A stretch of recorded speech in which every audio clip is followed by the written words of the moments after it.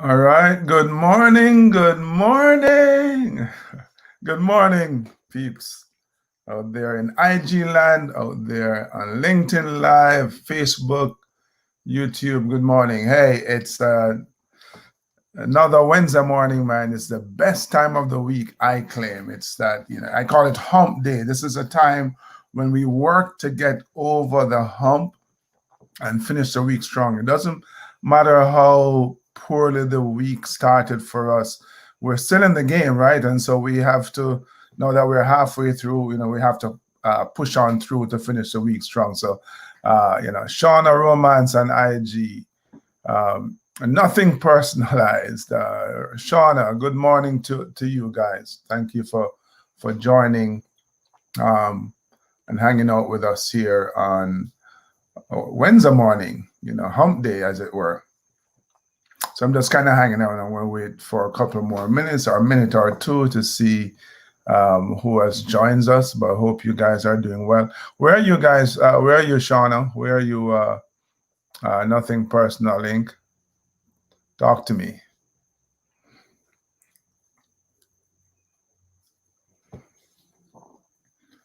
All right.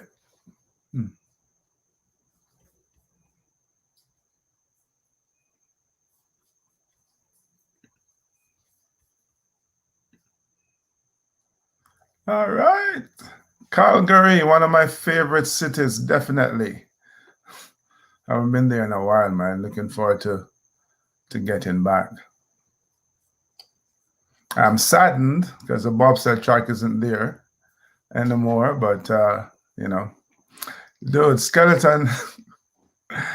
God bless you and Skeleton. I was just interviewing yesterday a Quasi Frippong, skeleton athlete from Ghana, and I tease him and I say I think it's called Skeleton because by the time you get down to the bottom of the track, that's all that's left, a skeleton. But God bless you, man.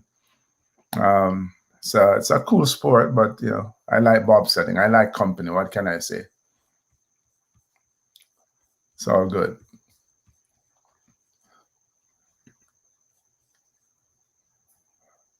All right. So 1994. Yeah, I missed that one, unfortunately. But Michael, thank you. Great to see you joining us from New York on LinkedIn here. So look, guys, last week I spoke about humility, right? And I encouraged you, challenged you, exhorted you to always be humble and kind. And I thought this week I wanted to continue the conversation around or on that subject. But I want to talk about the humble leader. Now, when I say all the time that all of us are leaders in our own right, regardless of the role that we play on the team, regardless of the position or the job title, we are all leaders in our own right because we have the ability to influence another person, right? So that makes us a leader. But generally, when we think of leader or think of a leader, what thoughts, what images come to mind? What do we conjure up? We conjure up images of someone who is in charge, right? Someone who knows it all, someone who is aggressive, not necessarily in a bullish, negative way, although yes, that sometimes is how you describe some of these aggressive leaders, but also someone who is a go-getter, right? So aggressive, a problem solver, a know-it-all, as it were. And I find that a lot of times when we have an opportunity to choose our leader, to put someone in that leadership role, we tend to choose someone who's flamboyant and narcissistic, quite frankly, the extroverts, and sometimes the person who is incompetent, right? Because I don't know, somehow we seem to be drawn to the loud extroverts, as it were. And that is, I have my Didn't want to have my banners up here yet. Sorry. Right. So, and so during those moments when we have to have a chance to choose a leader, we often neglect, look over the introverts, the quiet ones, right? The ones with the enhanced emotional intelligence, the kind of effective, quiet, effective, humble ones, right? Because we, as I said last week, we see humility as a weakness. Erroneously, we see humility as a weakness. And so, the subject of humility is often overlooked in the leadership discussion, which is unfortunate. Let's look at the word humility. It's from the Latin word humilitas, which means grounded. And what does that mean? Someone who's grounded is someone who is self-aware, to me, right? Someone who is not going to allow themselves to be easily swayed by circumstances and other people around them. Omar, thank you for joining us. Right, so they are grounded. They're grounded in who they are. They're confident in who they are. What I find is that a lot of the literature that is out there on humility is actually found more in religious texts. And I'm not going to go through that except to say that all the major religions, they embrace the idea of humility and they encourage us to shun its opposite, arrogance and pride, right? They want us to be humble. Philosophers also embrace this idea of humility. They see humility as the foundation to other virtues such as forgiveness and courage, virtues such as wisdom and compassion, right? Humility is that temperance virtue, as it were, that prevents the other characteristics from becoming too extreme. Now, as we kind of go through life and we are going up the ranks, as it were, right? So wherever you start on a team, in an organization, you start going up the ranks. What happens? You start to acquire more power, right? You're getting promoted from the mailroom up to the supervisor of the mailroom, etc., etc. And what happens when that happens? Well, people want to please you, the leader. People want to listen to you, or they listen to you more attentively. They'll agree with you more. They tend to agree with you more. They tend to laugh at your silly jokes. And all of that is great for the ego, right? It makes us feel good, makes us feel popular, makes us feel liked. It's what psychologists call the hubris syndrome. And the hubris syndrome is really a disorder of the possession of power. Now, psychologists describe disorder as a psychological dysfunction that is really not acceptable by popular culture, as it were, right? So someone who is suffering from this hubris syndrome is really suffering from a disorder. And what happens is that as we get into leadership positions and we have that power of the title, we kind of get out of hand. So our ego now ends up being unchecked, and when our ego is unchecked, it kind of warps our perspective, right? It really twists our values at times. And I think it's really incumbent on us. The onus is on all of us who aspire to be in leadership roles. The onus is on all of us who are in leadership roles to check our ego at the door. Our ego, we need to manage it. Our ego has a craving, man, for all of us, for fortune and fame and influence and adulation and power, right? And when we get caught up in this ego trip, this desire, this thirst, this hunger for power that our ego has, we can lose control. we can lose control, and it kind of makes us, I would say, susceptible, because it narrows our field of vision. It corrupts our behavior, because now everything that we do is kind of predicated on whether or not it's going to make us feel good, right, soldier? It's going to make us feel good, as opposed to, hey, what we think is best for the team. Because look, your ego is kind of like a target, a huge target that's out there, and if the bigger the target, it's easier it is to hit. And so when you have this huge ego, and somebody challenges you, somebody questions a decision that you make, then the ego gets hit, man, and it creates an issue with all of us, for everybody on the team. So what does a leader who is humble, what can he or she do for the team? What do they bring to the team? Well, one of the things that they do is that they help the team to overcome unconscious bias. And we've been hearing these terms, this term unconscious bias, fairly often these days, right? But there are unconscious bias around all kinds of things, whether it's race or gender or sexual orientation or ethnicity or education, all of those things. And what we have to remind ourselves, all of us, is that everyone has a role and everyone has the ability to make a contribution, a significant contribution to the team. But when you have a culture a culture of exclusion, a culture of segregation, it's difficult for people who are perceived as quote unquote different to make that contribution to the team. So when you have a leader who is humble, he or she is able to express empathy and hence really help the team to overcome those unconscious biases.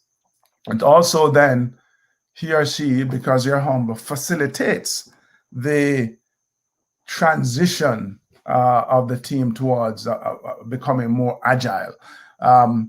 One of the, especially in today's world where everything moves so fast, it's really important to have an agile team. You have to be able to adapt quickly to the constant change that's happening around us in the marketplace and in life in general.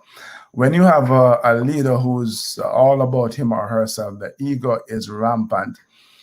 They want to hold on to the reins of power tightly. And so the team isn't as agile. The team can't respond to situations as quickly because the leader perceives that as them giving up power, right? Because you obviously can't be everywhere and control everything, except if you allow yourself to be driven by your ego as opposed to humility. And so the team suffers, right? Because we're in a changing environment. If the team isn't agile enough, then the team starts suffering, right? A humble leader also resist the temptation, man, to abuse power. We know the deal. You get a little power, some of us, and it goes to our head right away. And because we have the power to do certain things, we sometimes go overboard. If you're a humble leader, then that humility, again, allows you to resist that temptation, because it's not just about you. You recognize it's really about the team, the best team. So let me share with you, before we wrap up here, 4 ideas on what makes a humble leader. I know Michael has a question. How do you think a leader balances demonstrating humility against the desire to come across as a forceful, impactful leader? Hey, Michael, thank you for that. I think that a humble person, a person who's humble and is in a leadership position, the reason why they're humble is not because they are meek and they're a pushover.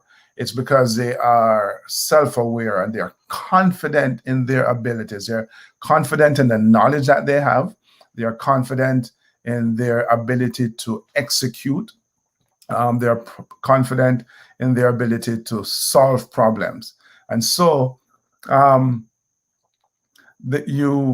some people believe it's kind of an old model, and perhaps movies and so on have conditioned us to believe that a leader is one who has to get up and shout and scream. And no, I just think that you have to speak with conviction. And when people hear you speak with conviction, when they see you go about your day-to-day business, being competent, demonstrating your competency, and just being a person of integrity, people will follow that. People will not, I believe, once you're demonstrating yourself that you're competent, you're confident, you're capable, people are not going to feel that, wow, this person is a pushover. So yeah, yes, Sid, great to see you. Leon, great to see you as well. So yeah, so that kind of brings me to thank you for that question, Michael. I'm here for any other questions anyone might have. That brings me then to the qualities, and I want to share 4 of them that I think makes a good leader. Serve to lead. A good leader, a humble leader, serves to lead. So those of you who know about my background knows that I'm a retired Army officer. I was trained at the Royal Military Academy, Sandhurst in England. Guess what the motto is at Sandhurst? Serve to lead. And from the first day I got there, I saw that, and it was just something that was kind of out there in the ether, although the internet wasn't around then. But just just a slogan that I never really paid much attention to. I was more focused on training and learning and graduating and all that stuff.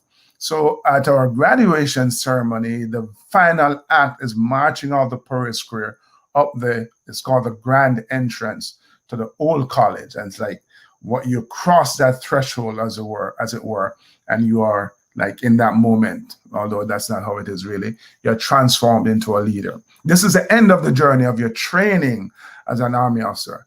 And I just remember as I marched up those steps in the grand entrance, it kind of hit me. I'm an officer now, man, and I'm actually going to be doing this for real. This ain't no training anymore. And the motto just like came to mind. I have to serve my soldiers in order to lead them effectively. And that's important that all of us recognize that, you hear about the servant leaders.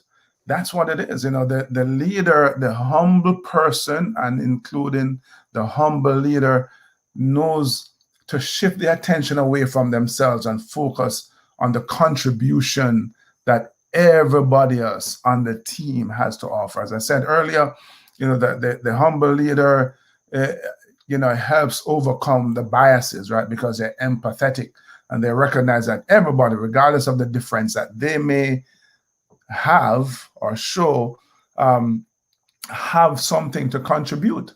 So when you're serving to lead, you recognize that everybody around you has something to offer. You recognize that one of your most important responsibilities, I think I said it earlier, is to recognize that you're producing results through the efforts of others. And when you are acknowledging those contributions, wow, the performance really goes higher.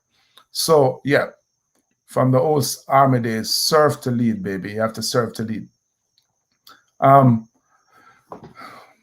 Inner strength. Yeah, you have an inner strength. And this goes back to the question that you asked earlier, Michael, about, being humble and still being able to get the job done, as it were. Hey, a humble person has this inner strength, right? Humility isn't a sign of meekness or weakness or powerlessness, but really it points to a greater strength, a greater inner strength. And I think the best leaders are humble. On the inside as well as on the outside, and it demonstrates a strength of character that says, hey, I don't have to be an to be an effective leader. I can be respectful of people. I can treat them well, I can encourage them, which is also an important responsibility of a leader, and hence achieve greatly without pissing people off, but treating them as human beings. So that's number 2. Number 3, they admit their mistakes.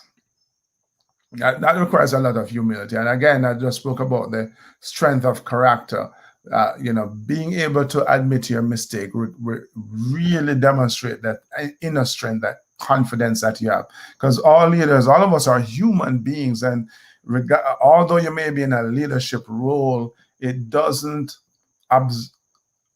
immune you from making mistakes. And so it's for you to go, hey, my bad, I made a mistake. Can you help me to fix it? Sharing your mistakes, sharing the mistake, the missteps allows other people to connect with you, actually. Where is that there? Yeah. It allows them to connect with you. It shows that you're vulnerable, yeah, but human beings are vulnerable, and that endears you to others. And then number 4, they seek the input of others, right? They don't, they don't mind being vulnerable. They don't mind showing that they don't know it all. Surely they are competent in certain areas. All of us have our sphere of competency. The benefit of being on a team is that you're bringing all these different people with different levels of proficiency, different areas of expertise. That's what makes the team work so beautifully. The leader doesn't have to know everything, shouldn't know everything. Otherwise, you just go off on your own and do it all by yourself. You're on a team and you're going, hey, I have to make a decision, and I'm thinking about these 2 different ideas. My friend Todd Dweet just shared this with me as well, which I so agree with. And you say to the team, hey, these are the 2 options that I'm looking at. What do you think? Give me your feedback. Help me arrive at the correct decision for the team, for the organization, for the company. In that way, everybody feels a part of the process. Everybody feels that they are contributing. Everybody feels that they are valued. And hence, again, you get the best out of them, simply because you're not on an ego trip, man, but you're being a humble a person who is confident, who is self-aware, and is really just working on becoming the best version of themselves. And in the process, because you're that way, you're inspiring other people to become the best versions of themselves as well. So yeah, man, those are the thoughts I had for you this week. Wanted to continue the conversation on I'm trying to get back to the top here. Yeah, trying to continue the conversation on humility. Last week, I encouraged you to be humble and kind. We're talking about being a humble leader. We are all leaders in our own right. And even as a leader, you can be humble and kind. So thank you, guys, who chimed in this morning. Hey, if you find this valuable, leave a comment. Subscribe to my YouTube channel. Share this with your friends because they want to be inspired as well, right? Yeah. So share it. Don't keep it. And until we connect next week, yeah, do it as well. Keep on pushing. Oops, there you go.